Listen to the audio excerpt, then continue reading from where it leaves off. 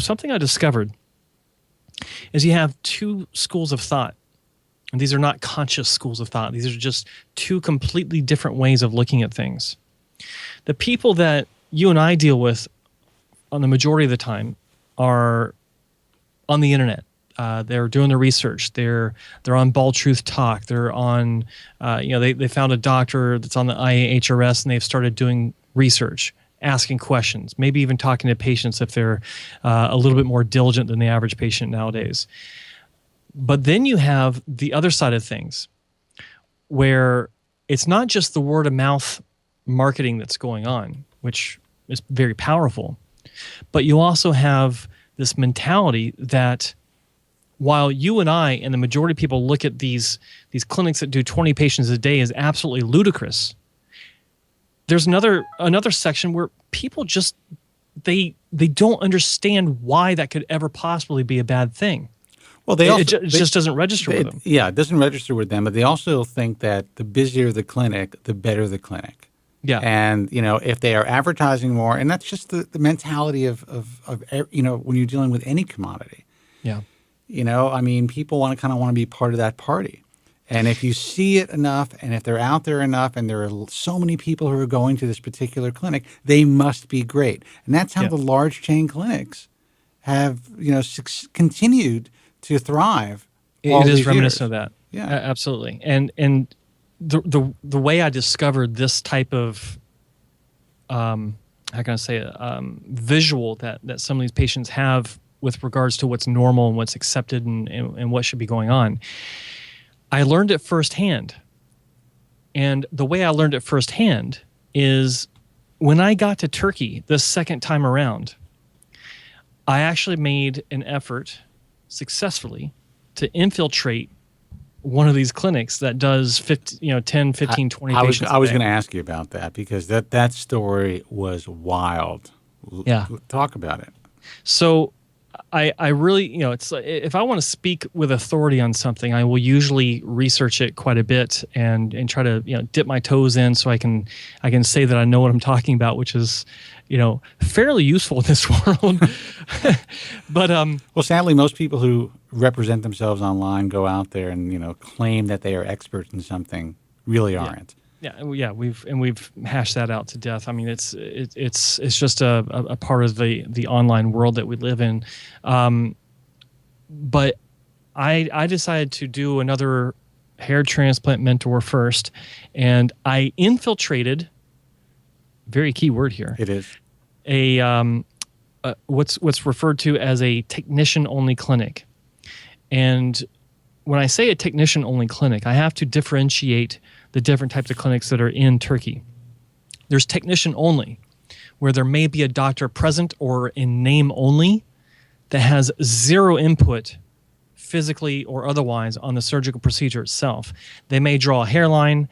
They may give a number of grafts that need to be extracted, but that's it. They don't touch you at all. Okay? That's a technician clinic. And in these technician clinics, you've got between 10, 15, 20 patients in a single day. It's wild. It is absolutely wild. Yeah, a true conveyor belt type of operation. Yeah. The second type of clinic is you have a doctor-supervised clinic or a doctor-involved clinic. And what this means is the doctor's involved surgically to some degree. It may be extractions, it may be incisions, but there is a strong component of their involvement that can give a stronger sense of well-being for the patient that actually cares about that.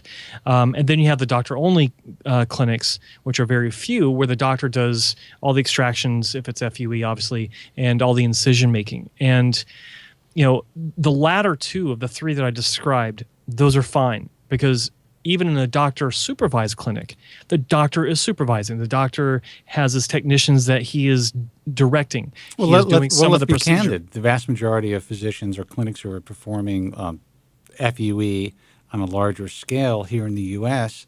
are doing just that. Exactly. Doctor supervised. It's very rare to have a doctor-only clinic. And in a lot of cases, in a lot of states, that's not 100% legal. There is... there's kind of like a tightrope that these guys are walking. Yeah. And Yeah, it doesn't mean that the work isn't good. It doesn't mean that these patients are coming away with bad results. Of course not. But there's a greater chance, in my view, for that to happen, especially when it's under the auspices of a physician who doesn't know what the hell they're doing. Of course. Of course. And there are situations like that as well where the technicians are the ones dictating what's being done, especially with these outfits that have traveling technicians that help to augment the lack of experience when one purchases a new FUE machine. But that's exactly it's it's sad, but it's funny that you're saying that, because it is true. These technicians do, and I've seen it. Yeah. I have been, I'm not going to even name names here, in a facility where the technicians were dictating the entire procedure. I actually saw one technician get angry with the physician for making a suggestion. Yeah. Basically, like, she threw up her hands like she wasn't going to do it. Well, how dare a doctor question a technician? And I mean, really? And this wasn't that long ago. This was only about 4 years ago. Yeah. So I was just like, wow, this is why we do what we do. Exactly. Because this shit is what happens behind the scenes. So I'm in this technician-only clinic, and I made arrangements before I actually arrived in Turkey to see this clinic, to meet them. And I got to tell you, leading up to my visit, I was getting message after message after message. When are you coming? Send us a copy of your itinerary. We'll pick you up at the airport. This is for a consultation. Oh, yeah. They'll pick you up. They will feed you. They will do whatever it takes. Exactly.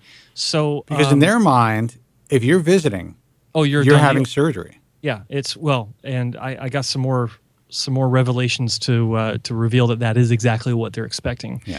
So I get to Istanbul. I didn't go straight to the clinic simply because it was too late in the evening and I was wiped out.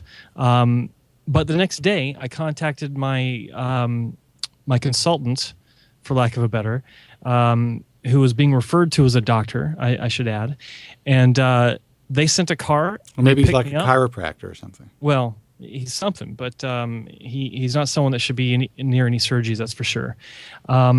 So I get to this clinic, and I gotta tell you, I was very fearful of what I was about to do because, who knows how they would react if they figured out what was going on. But I had to do this because I had to see for myself what this is all about. I had to be able to report back so that people can understand that, what I saw is really happening. And what do you think? They're going to take you around back and kick your ass, or like stab you, or? Dude, I guess it's possible. It is possible. Yeah. I mean, this is an extremely competitive. To say it's cutthroat in that region right now. It's literal. Is literal. Yeah. Okay. So. Oh, I have a couple of stories which I probably shouldn't mention on the air, but yeah, it is literal. It is literal. It's scary. So I get into this facility after I get through. It was almost like a security area, and I come upstairs, and it was pandemonium. Now, it wasn't one large room like you've seen in the photo that's circulating on the interwebs right now, where it's got all these bodies laying out in the open and technicians extracting grafts on. I don't know how many people were there. So there's not like chickens running around or anything like that. No, that was in Belgium. Okay. But no. So I mean, I was in a hallway, and there were I think there were 7 doors that had procedure rooms, and then there was a consultation room, and that was what was going on around me. But there are multiple levels to this facility, which I learned later. And I was there for probably, I think, about 2 hours. And part of it was just waiting around for my consultation.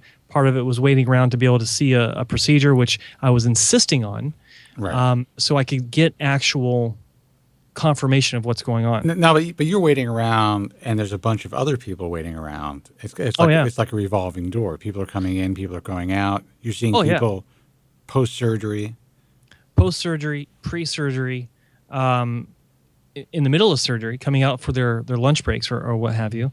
Would you say the majority of the guys were like under 40? Oh, no question. If there was a single one over 40, I didn't see them. They were all, Young guys. I'd say under 35. Yeah. If there were any that were over 30, they were definitely in the minority. I would say I probably saw at least 10 people, different people that had had surgery or were about to have surgery that day. Because some people were coming in and they're being prepped. Others were already in the middle of surgery. Obviously, some were finished up with surgery, which I'll also get to. But it was like cattle. It was like a cattle car, coming and going. And the first thing that happened when I got there, after I saw this, I mean, this was probably within the first 30 seconds of me arriving. I was led away to a room by my arm, and it was this attractive young lady that came up to me. I will say, and you said this, and we see it online. Yeah. Turks have some of the best looking women working in their clinics. Got some good looking ladies working. That's for sure. But they led me into this room, and I was like, so am I doing the consultation? No, we're taking your blood. Yeah. They're assuming that you're going to have surgery right there and then. Spencer, they took my blood. I'm never getting it back. Well, here's the thing. You allowed them to take your blood. But what are you going to do at that point? You got to play the role. You're in the middle of something here. I was in full hilt, buddy, and it's like, do or die. I can't turn back now, or it's a waste of my time. It's a waste of an opportunity. Yeah. And I wasn't going to do that. So these bastards took my blood. Now, they didn't stick a syringe in my arm. I wouldn't have allowed that. That's just a bit much. But they pricked my finger with for a insulin test, right? So they pricked that and put it on a pad, and they were testing it. But I'm convinced that it was simply a sales tactic, because if they assume the sale, as it were, then they're going to get the sale. And in this case, they're going to assume that you're going to have surgery. They make you assume you're going to have surgery by making you go through these tests to make sure that you're fit for duty. Well, yeah, exactly. There's definitely a strong psychological factor there, because you're already kind of like in. You've already gone through this test, so psychologically, and it's not dumb. It's actually pretty brilliant. But let me tell you something that happened. Okay, I've spoken about this before, and I even talk about this on my website thoroughly, where when patients walk into a clinic and they're about to have a consultation or a surgery, they're losing their mind. Yes. And what I mean by that is they're in a new place they've never been to before. Complete strangers are walking around, and they're about to open up about probably the biggest thing that bothers them personally in their entire lives to a complete stranger. And while they're doing that, everyone around you that you don't know, that sees you walking in or around, they know why you're there. Right. So that's extremely disconcerting, to say the least, and it's extremely influential on what you're going to do. And so when you're in a position like this, you're in a very susceptible position for influence. And when they said to me, we're going to take your blood, I had alarms going off in my head, but I didn't go through with it just because I needed to get the job done. I went through with it because I was being led into it. Right. In other words, my defenses were down, and I realized right after this happened, it was like, holy shit. This is what happened to me 25 years ago when I got my head carved off. And that's what's interesting. Even though say no. Part of you is like, okay, well, what's the big deal? They're going to take my blood. I'm being led in this direction. I get that. I really do. So imagine you're young, you're vulnerable. You really want this to happen. You want to change your life. Yeah. So you are easily led, man. But here's the thing. I'm 45 years old now. I've been doing this for 13, 14 years now. You're looking good, though. Well, thank you. Not so bad yourself there, big boy. Thank you. But I should know better than this. And there was, part of me was saying, well, take one for the team. But the other part was like, okay, take my blood. Okay, yeah. Because I was being told to. Yeah. It's almost like a sheep response. Sure. The herd response. And it's kind of embarrassing, but at the same time, it's frightening as hell. Well, listen, if it happened to me, and I'm a professional in I know the sales, it happened to me. But that's what they depend on. And frankly, while this is kind of unique, it's not unique to the region, but stuff like that happens here in the U.S. Oh, I know, of course. Every single day. And, when the salesman sits you down and basically says, you have an opportunity now. The doctor is available next week. Because we have a cancellation, we can give you a significant discount. Of course, yeah. The guy wants it so badly. He's like, shit, how can I not take advantage of this? Yeah, I mean, it's classic. It happens, 1,000 times a day. But it happened thousands of times today, and tomorrow, and then yesterday. And when people contact me, I always tell people this, and this is what's important about the broadcast. Even if you put your deposit down, if you scheduled surgery with the wrong person or with the wrong group, it is the best money you ever lost. Yeah. To call us and ask us what we think. And if we say to cancel that surgery, forget about that deposit. Yeah. Even if it was $3,000, just, you know what? That was money well spent. It was a lesson Money well learned. spent. Yeah. It's gone in a second in exchange for avoiding a lifetime of misery. Right? Exactly. So I went through this. And, then I come back out and they're like, okay, just wait here, And they knew I was there to speak to the doctor. And different people kept coming up to me, asking me how I'm feeling. Can they get anything for me? Is very customer service oriented, which, never a bad thing. And then the time came, probably 45 minutes later, after I've watched this revolving door of surgical subjects, I should say, I finally got to meet with the doctor. Now, this was interesting. Okay, first I was meeting with the pre-consultation prep team, which was another attractive young lady speaking English, since I don't speak Turkish, and she was asking me some basic questions and just she wasn't really trying to sell me, but she was just being very polite and very very cooperative and just very very pleasant to deal with. Sure. And then the doctor comes in, flowing locks. Right, it was like an episode of Chips, but so he sits down in front of me, and so he says, "So, welcome. What would you like to have done?" There's no questions as far as my history. There's no questions as far as it's just basically just jumping right into it. What would you like to have done?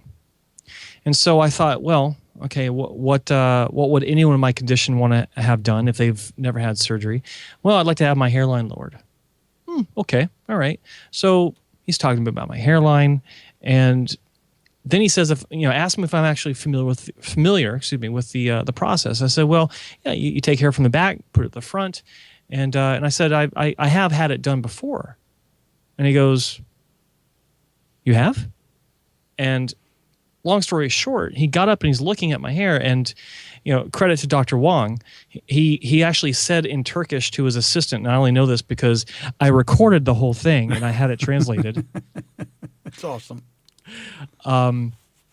He was saying something along the lines of, I've never seen anything like this before, which was obviously a fantastic compliment. He had a hard time believing I'd had a hair transplant. Well, not only is that a fantastic compliment, it's a little scary because he performs, or his team performs, hair transplants every single day.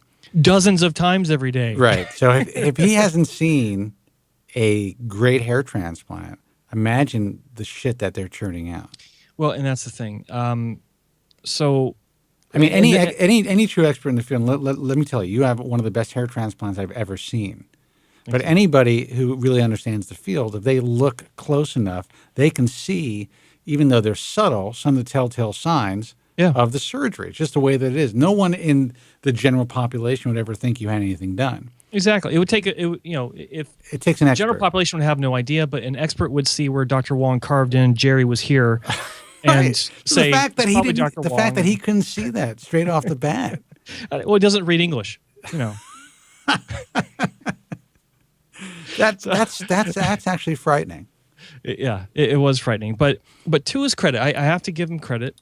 He told me, he said, after he looked at my donor zone, he said, I could tell you that you need 5,000 grafts, and I could take 5,000 grafts. He said, but you've had enough donor taken, or your donor zone, he said, your donor zone is narrow enough to where only about 2,200 grafts would be possible in a surgery, and that would be it. But what he was telling me was 2,200 grafts would clean my clock. Yeah. That I would be done. Now, I've had multiple experts tell me that, in my own self-diagnosis as an expert, that I've got at best 1,500 to 1,700 grafts via FUE. So his estimate was still higher than it should have been, but he didn't go for the easy sell. I also kind of think, and I could be wrong because I wasn't there, but apparently you recorded it, so we're all going to get a chance to hear it, and we'll talk about that. Yeah. It's possible he gave you the lower estimate because he saw that you were pretty knowledgeable, that you kind of had your shit together, that you might not, you've been, this isn't your first rodeo, and that if he really hit you with the big numbers, you might be like, wait a second. There is that possibility. I mean, I tried to play dumb as much as I could, but let's be honest, it's pretty difficult. I see. I got there first. You did. Thank you. But I did try to play dumb, but maybe not enough. I don't know. Or maybe it was just the work itself. He assumed that I knew more than I was letting on. He's not a dumb guy. I could tell he's a smart guy. So maybe he started to suspect something. But and there's evidence later on that kind of tells me he did kind of suspect a little something was going on. But regardless, he still told me that he'd be happy to lower my hairline a full centimeter. With every single graft that he can get, which he estimated to be about 2,200 grafts. So we're talking like right there. Right about there. That would be, in my view, obviously it would be a disaster. You have like the perfect age-appropriate hairline that works so well with the shape of your face. Yeah. I'm happy. Even with that level, even if he was able to get 2,200 grafts, if he was to move it down a centimeter, I think you would look like a man-made freak.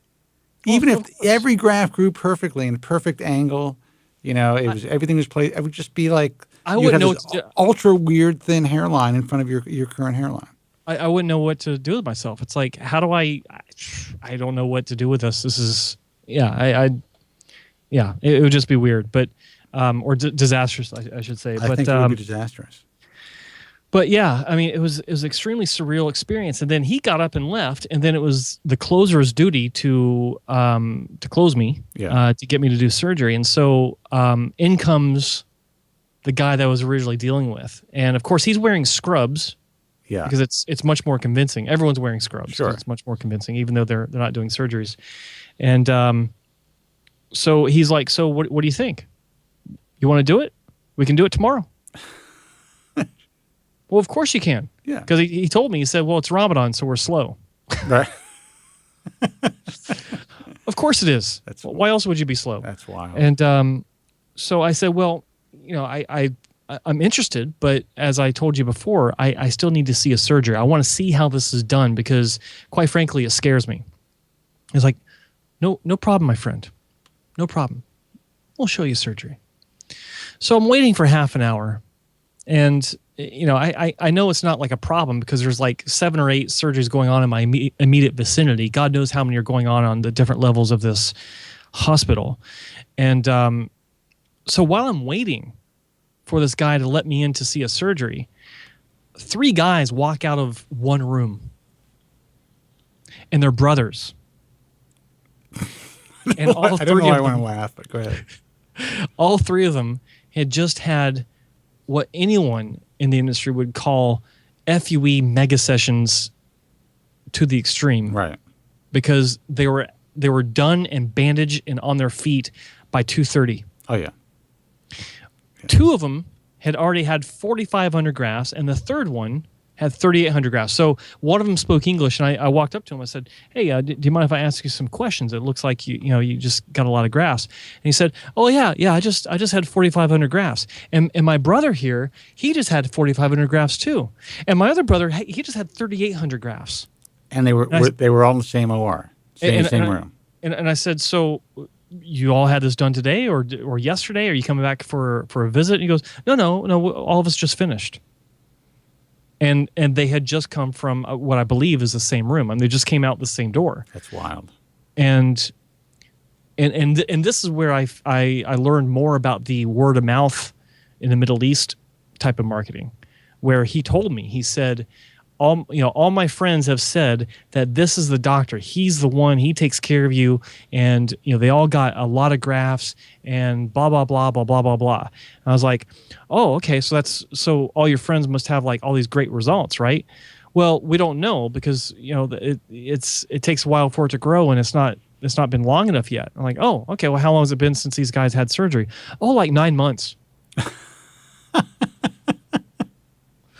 Okay. Oh, man. Yeah, and that's so scary. I have to laugh at the scenario, but it's really, again, I'm going to repeat myself. It's really sad that these guys, no matter where they're coming from, no matter what their situation is, their lives, they don't even realize that they're putting themselves in jeopardy, that their lives may be destroyed. That they just have the blocks cleaned, and they will never have the opportunity to have the head of hair that they would have had if they just did their research. Yeah, no, I agree, and every fiber of my being just wanted to scream out, "Run!" Yeah, to everyone else that was there, but I couldn't. I might have been killed. Who knows? But you never know. But no. So once I was into my conversation. So my handler, as I started thinking of him as, he came over and he kind of pulled me away from them, and then he said to me, kind of quietly, so I have a surgery that you can come and look at, and so if you just follow me, we'll just go look at it. Just shh, quiet. I'm like, okay, great. So go into this room, and he's kind of standing between me and the patient. And he says, so if you look here, you can see, he's about to have the grafts placed. And I'm like, I'm trying to, bob, right. He's a big guy. Yeah. And so I'm trying to look around him. And when I say big, I don't mean tall. He was my height, but he was a big guy. Yeah. So I finally said, well, I can't see. And so he steps aside, and then like 3 seconds later, he's pushing me out the door. And he's saying, okay, so you've seen how it's done. It's very easy. The patient, he's very comfortable. You saw how he's just laying there. He's very relaxed. I'm thinking to myself, okay, this is what I saw. I saw a shaved head with no incisions in the recipient's scalp. I saw the donor area, like from the sides I could see, or at least one side I could see, was absolutely just peppered with extractions. And I saw a towel that was underneath his scalp, his donor scalp. They washed it. Saturated in diluted blood and what can only be saline, or for all I know, tap. What do they think? They're going to allow you to walk into a bloody room? Oh, of course not. Of course not. Grafts flying everywhere. Yeah. No, they're not going to here. No, they're not going to let me see that. But I mean, I've seen, I don't know, a few thousand surgeries. I know what a clean scalp looks like. So, yeah. Well, so that's why that's why it's so important that a guy like you is going out there and doing this. Yeah. Yeah. Because the average guy is going to think, wait a second, that looks pretty clean. Yeah. No, of course. He'd be like, wow, hey, I'm sold. Let's do it. And I'm looking at it going, I see what you did there. Okay, you prepped it for me. But I only got to see like 3 seconds of this guy's head. And I saw this, the one technician, she had a needle in her between her thumb and forefinger, and she's got her mask on. God bless her. She's ready to do stick in place. And she was ready to do stick in place. And she looks at me. Her eyes were like this. That's never good. And so I'm pushed out, and then it's sales time, and the guy's standing with me in the hallway. So what do you think? You want to do? You like to do this? Yeah, we'll take care of you. You come in, 2,000 grafts, maybe 2,200. We'll take good care of you. You get a hairline that you like, no problem. We'll take care of you. We'll pick you up in the morning. We'll take care everything. We take care of everything. How could I say no?